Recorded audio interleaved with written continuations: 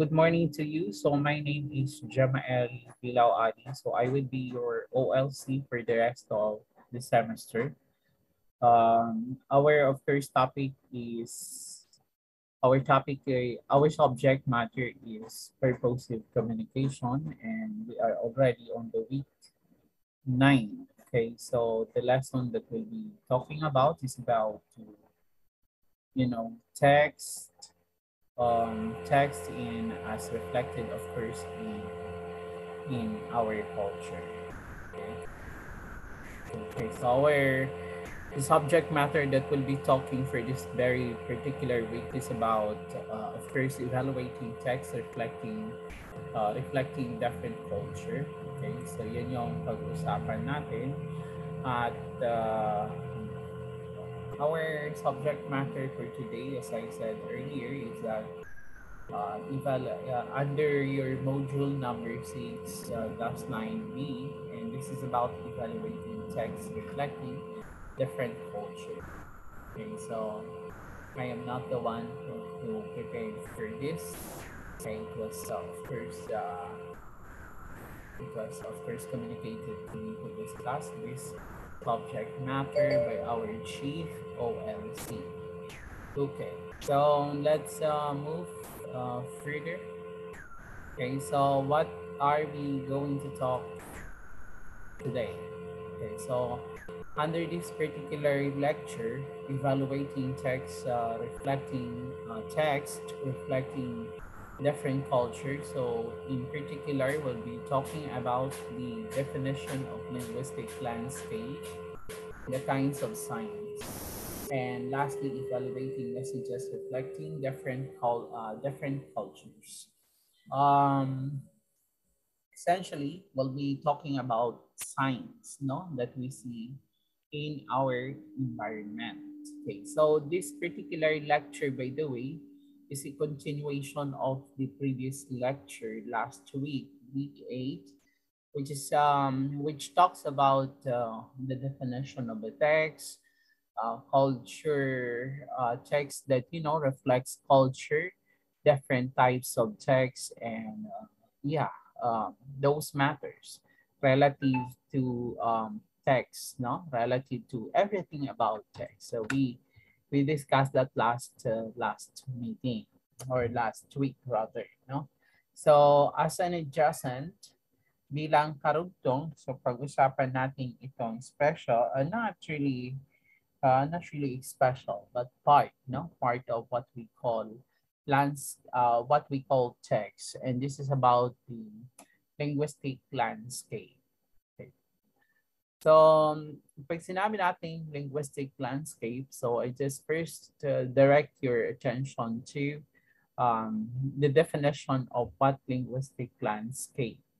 So I would suppose that upon reading this upon having read about this, definition, so you would be thinking of what are these particular signs. Okay, so when we talk of linguistic landscape, so it means to say it is the displayed message in a particular space.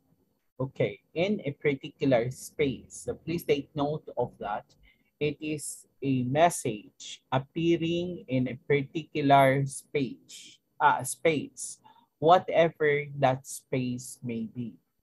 Okay, whatever that space may be. Okay, so ano-ano yung mga space na yon?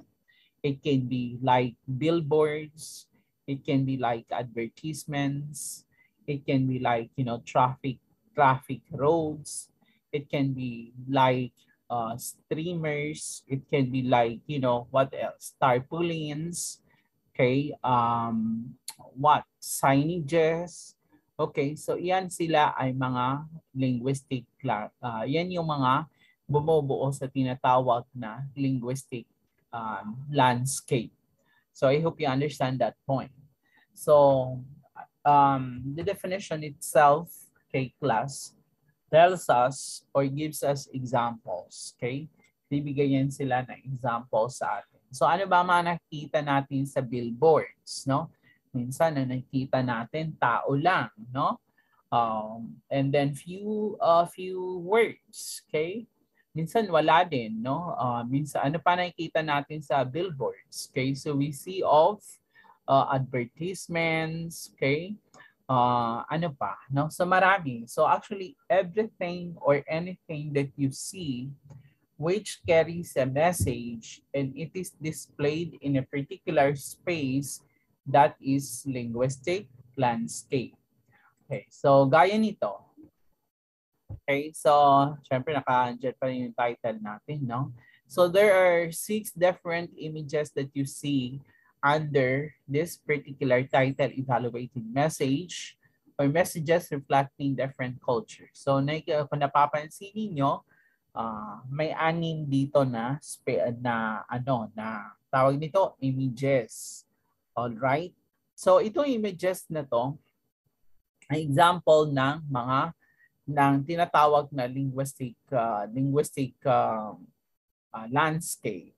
Okay, lahat nito ay mga signages at ang mga signs na to ay may kanya-kanyang meaning. Okay, so for instance, ano ba ang kahulugan nitong first image na to? And then yung second image, which we are very much familiar kasi meron tayong mga accounts sa mga Instagrams na to, no? Sa Twitter, no? Dami-dami natin nakikitang mga signs, no? Dami natin nababasang messages, okay, appearing, okay, in that space. So what's that space? So first yan yung platform na Twitter. Similar to Facebook and other, of course, other other social media accounts. And on top of that, sa mga roads, sa mga kalsada, highways, we see different and many things. Even the signal lights, all right, they are even part of the linguistic landscape. Why? Because they have message convey to convey. Okay, so yan ha, tandaan niyo palagi yan yung linguistic landscape na tinatawag natin. All right, so in this respect, there are different types of linguistic landscapes or linguistic signs, okay? May iba't ibang kinds of linguistic landscape. So among other things, number 1 is regulatory signs. Ano ba ang naiintindihan mo sa word na regulatory? Sino itong participant?